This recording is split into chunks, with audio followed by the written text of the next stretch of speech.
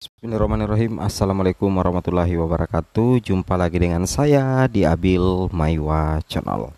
Jadi teman-teman, channel ini merupakan channel pendidikan tempat kita berbagi tentang aplikasi pendidikan, Microsoft Office, serta info guru dan tunjangan. Ya, jadi pada video kali ini teman-teman ya, kami ingin memberikan informasi sedikit ya, karena di luar sana banyak sekali statement-statement yang beredar bahwasanya SKP online, kemudian PMM, pengelolaan kinerja itu mengabaikan tugas guru ASN sebagai pendidik. Guru ramai-ramai hanya kebanyakan ya memburu sertifikat, teman-teman ya.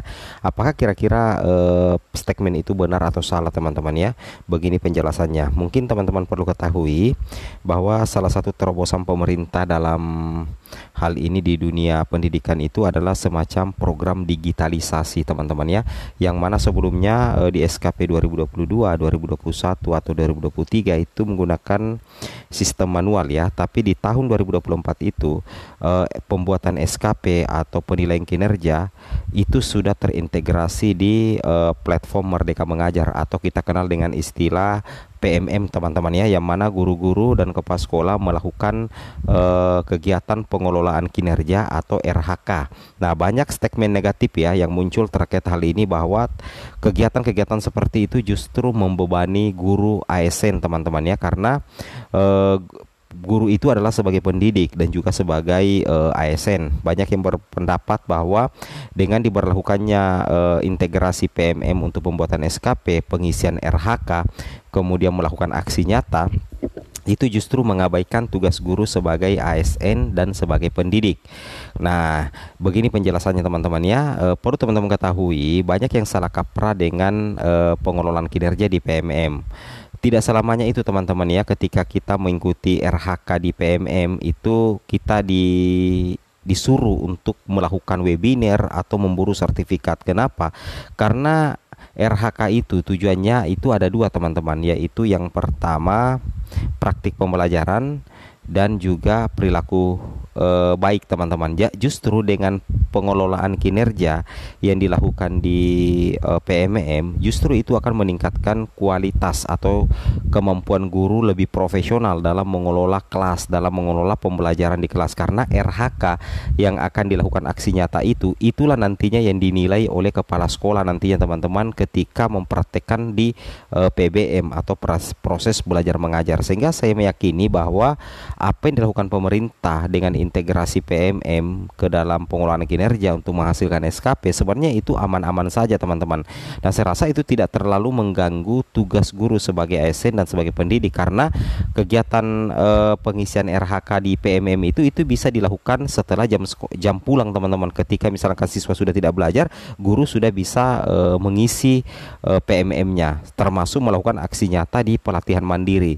Tapi di sini banyak statement ya yang menganggap negatif hal tersebut, teman-teman ya. Kita coba cek ya di sini di Google ya. Kalau kalian perhatikan di Google itu sudah bertebaran ya artikel-artikel yang sepertinya memojokkan salah satu program andalan dari pemerintah. Ini di salah satu di media, yaitu pojok1.id, teman-teman ya. Kita coba cek di sini untuk pojok1.id.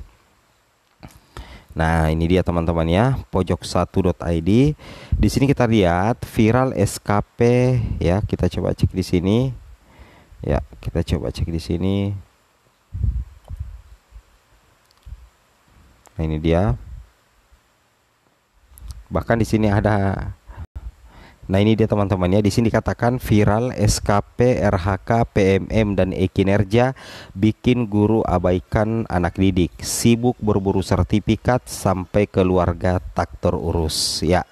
Ini ya tampilannya pengisian RHK satu kegiatan dan ini adalah gambar dokumentasi seorang guru ketika aku guru punya bocil, itu diposting di snack video. Itu seolah-olah memojokkan bahwa pengelolaan kinerja yang terintegrasi dengan PMM justru membebani guru. Oke. Di sini kita lihat, teman-teman ya, informasinya.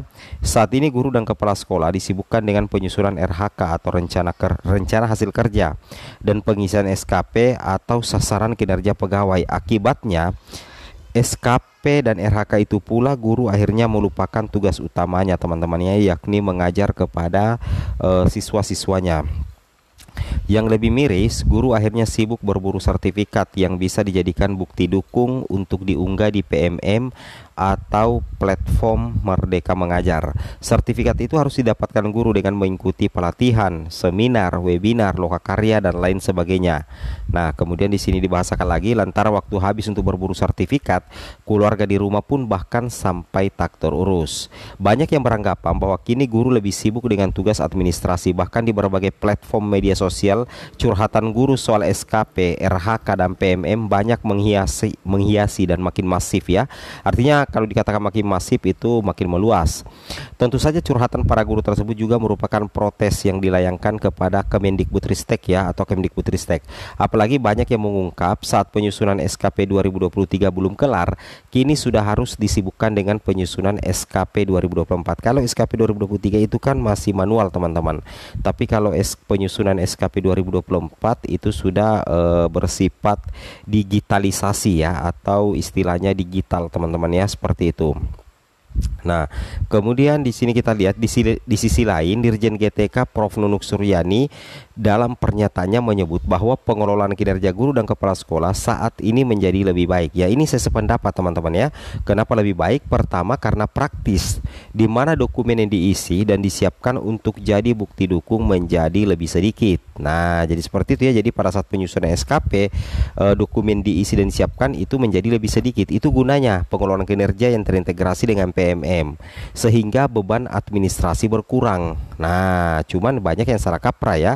Banyak yang salah kaprah. Nah, di sini dikatakan kalau kita perhatikan, kedua relevan karena praktik mengajar mengacu pada 8 standar ya. Oke. Itu mengacu pada 8 standar teman-teman ya. Oke, ini banyak sekali kiranya ini artikel ya. Oke. Ini yang bikin malas ini ya.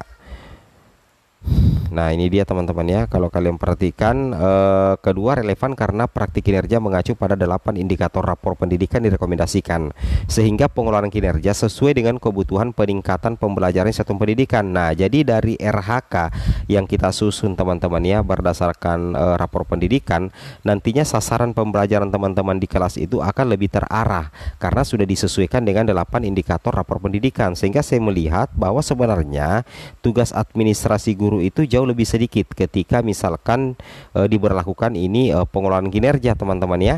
Oke, yang ketiga berdampak nyata karena penilaian akan lebih berdampak pada kualitas pembelajaran berdasarkan observasi kelas ya. Itu betul sekali ya. Ini pernyataan Prof Nunuk bahwa pengelolaan kinerja itu oke sih ya, diterapkan di Indonesia.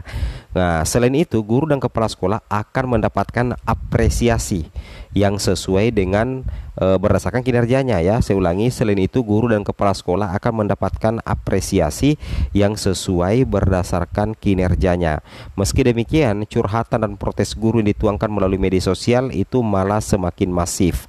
Ada yang menyebut bahwa kinerja di PMM adalah kebijakan yang semakin memberatkan guru. Nah, apa benar demikian? Di sini kita lihat teman-teman ya, kewajiban guru sebagai pendidik dan ASN. Dalam Undang-Undang Nomor 14 Tahun 2005 tentang guru dan dosen menjelaskan arti, definisi dan tugas guru. Pasal 1 angka 1 disebutkan, guru adalah pendidik profesional dengan tugas utama mendidik, mengajar, membimbing, mengarahkan, melatih, menilai dan mengevaluasi peserta didik pada pendidikan usia dini, jalur pendidikan formal hingga pendidikan menengah.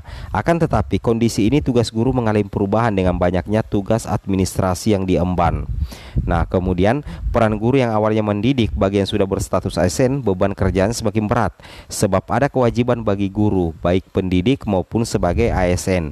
Kewajiban sebagai ASN inilah yang kemudian disebut-sebut mengabaikan kewajiban guru sebagai pendidik. Ya, seperti itu ya. Ini statementnya dari beberapa guru sih yang dirangkum di pojok 1 teman-teman ya. Nah, kemudian di sini dikatakan apalagi ya, di sini dikatakan di media sosial banyak juga tersebar meme-meme guru yang kini jadi pemburu sertifikat. Ada juga meme guru yang disibukkan dengan banyaknya tugas sampai harus dikerjakan di rumah. Juga meme guru yang harus mengikuti berbagai pelatihan, seminar, workshop dan sebagainya hanya untuk mendapatkan sertifikat. Sertifikat inilah yang kemudian harus diunggah sebagai bukti dukung pada laman kinerja PMM. Nah, di sini ada curhatan guru seperti yang sudah disebutkan di atas. Banyak sekali curhatan para guru yang dituangkan melalui berbagai platform media sosial. Nah, di sini kalau kita perhatikan ada beberapa unggahan yang dikutip dari redaksi pojok satu, akan tetapi redaksi memilih untuk tidak menyebutkan nama atau identitas akun tersebut. Ini dilakukan redaksi mata-mata ingin melindungi guru tersebut. Salah satunya adalah guru yang mempertanyakan kebijakan kurikulum Merdeka Belajar dan Mengajar. Nah, kemudian di sini kita lihat unggahan itu dibuat pada sebuah grup media sosial. Apa sih maksud Menteri Pendidikan ini? Kurikulum Merdeka Belajar dan Mengajar, katanya apa yang merdeka? Tulis guru tersebut melalui salah satu platform media sosial. Guru tersebut mengeluhkan berbagai kewajiban tambahan yang kini harus dilakukan. Oke, kita akan klarifikasi nih teman-teman ya. Sebenarnya jujur ya, saya juga salah satu guru ya yang mengikuti platform platform Merdeka Mengajar. Nah, saya mengikuti RHK juga teman-teman ya. Alhamdulillah ya, itu justru memberikan saya kemudahan untuk membuat sebagai target pembelajaran di kelas. Artinya ketika kita memilih RHK teman-teman ya, berarti kita punya sasaran kerja, kita punya sasaran bahwa ini yang akan dituntaskan, karena RHK itu disesuaikan dengan indikator rapor pendidikan yang perlu untuk melakukan perbaikan. Nah, dengan adanya rencana hasil kerja, itulah nantinya yang akan dievaluasi oleh kepala sekolah melalui observasi kelas, sehingga nanti proses pembelajaran itu jauh lebih berkualitas. Nah, mengenai dengan SKP itu kan bersifat online, nantinya nilai akan keluar secara otomatis setelah kita sudah menyelesaikan RHK ini. Jadi menurut saya ini lebih mengefisienkan administrasi daripada guru tersebut, dan itu tidak mengganggu proses pembelajaran karena bisa dilakukan setelah pulang sekolah teman-teman ya. Itu yang harus kalian pahami. Kemudian esensi dari pengelolaan kinerja itu ada dua. Yang pertama praktik pembelajaran dan perilaku baik. Kita coba cek di sini. Nah, kalian bisa lihat di sini ya. Ini adalah apa namanya teman-teman ya, hasil sharing ya. Kita coba cek di sini. Nah, ini dia. Ini adalah hasil sharing berkaitan dengan kinerja di PMM. Jangan sampai keliru kita menjadi buser pemburu sertifikat ya. Jadi sebenarnya di PMM itu kita tidak harus teman-teman memburu sertifikat sebanyak mungkin ya. Yang mana kenapa admin berani mengatakan seperti itu? Karena yang menjadi tujuan pengelolaan kinerja di PMM itu adalah semacam perubahan praktek pembelajaran berdasarkan akar masalah. Ya, jadi ini kita akan mengubah cara berpikir kita terkait dengan pembelajaran di kelas, karena kita akan melakukan perubahan pembelajaran itu berdasarkan akar masalah. Akar masalahnya itu didapatkan dari rapor pendidikan teman-teman ya, sehingga nantinya kualitas pembelajaran itu meningkat. Karena yang menjadi sasaran penilaian kinerja itu ada dua. Yang pertama itu adalah praktek pembelajaran, dan yang kedua adalah perilaku kerja. Nah, ini yang poin pertama. Esensi dari pengolahan kinerja itu sebenarnya cuma dua, yaitu praktek pembelajaran dan perilaku bekerja. Maksudnya praktek pembelajaran adalah tupoksi utama teman-teman sebagai guru, yaitu mengajar di kelas. Bapak Ibu mengajar sebaik-baiknya di kelas, itu tentunya tidak mungkin teman-teman akan mendapatkan nilai kinerja yang rendah dari atasan. Artinya dengan adanya PMM ini, itu bisa mengawasi kita dalam proses praktek pembelajaran. Dalam artian kita bisa melakukan praktek pembelajaran sesuai dengan indikator yang ada di rapor pendidikan. Jadi sasaran penilaian kinerja itu adalah tupoksi teman-teman sebagai seorang guru. Jadi kalau teman-teman hanya berburu sertifikat, itu malah menurunkan nilai kinerja teman-teman, karena tugas pokok kita itu adalah belajar. Nah, pengelolaan kinerja itu agar praktik pembelajaran kita di kelas itu semakin baik. Kemudian ada perilaku kerja. Nah, ada perilaku kerja. Sedangkan pengembangan kompetensi hanya menjadi bahan pertimbangan kepala sekolah. Jadi jangan melupakan yang utama, itu mengajar. Karena yang akan memberikan nilai kinerja itu adalah kepala sekolah dan sistem teman-teman. Jadi intinya teman-teman mengajar di kelas, teman-teman mengajar di sekolah. Itu yang utama dari esensi dari pengelolaan kinerja. Nah, justru dari sekarang persiapkan praktek mengajar berdasarkan rekomendasi rapor pendidikan dan RHK yang disusun. Jadi justru sekarang teman-teman siapkan perangkat pembelajarannya seperti RPP ya.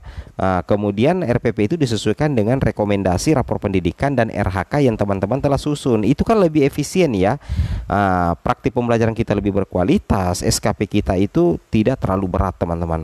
Oke, assalamualaikum warahmatullahi wabarakatuh.